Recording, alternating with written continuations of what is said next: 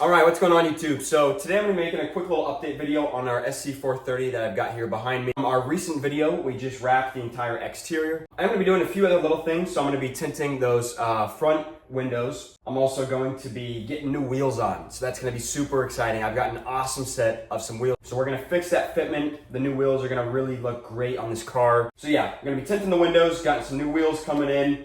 I've listened to you guys. I'm also going to be rewrapping the spoiler in gray. So we're going to be matching the spoiler with the rest of the car. I do have an exhaust coming as well. So it's not going to be anything loud. It's not going to be obnoxious. It's not going to have any drone. We are going to open up that V8 a little bit. And then, on top of that, I'm obviously still going to be doing the interior. We're going to get the interior all fixed up, and that's going to be looking great. But what I want to kind of go over a little bit today, just briefly, is some mechanical issues that we just ran into.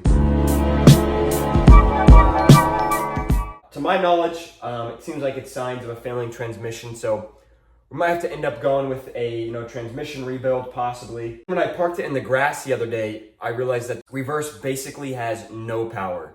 So before, when I was reversing it around just in the driveway, when it's on the pavement, I didn't really give it any gas, so it just crawled. But then when I actually tried to put it in the grass and I had to, give it a little bit more acceleration to move it back, that was when I realized that we really have no power in reverse. I've also noticed though along those lines that we do have some delayed shifting problems.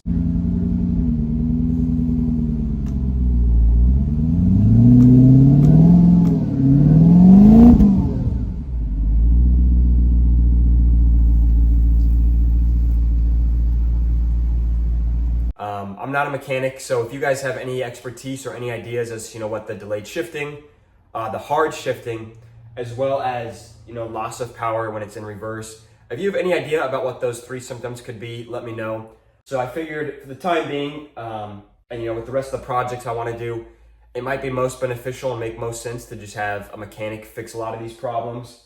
So let me know if you guys think that's the route I should go, because like a few of you have mentioned, I think it would be really neat to get this all fixed up mechanically and cosmetically and then throw it up on Cars and Bids, at no reserve. So if someone buys it for $100, if that's the highest bid, then someone takes it for $100. Saying, if it goes up to $1,000. So if you're interested, stay tuned, make sure you subscribe. One of you can take it home for a couple hundred or a couple $1,000s. So I think that would be pretty cool, but I'm gonna take it into a mechanic here in the next day or so.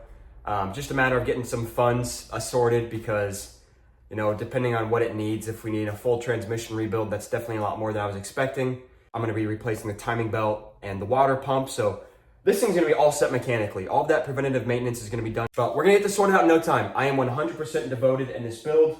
And at this point, I'll do what it takes to get it fixed up and get out on the road for you guys. I really appreciate all of the support. Huge shout out to FL Man. Thank you so much for that little donation from our last video.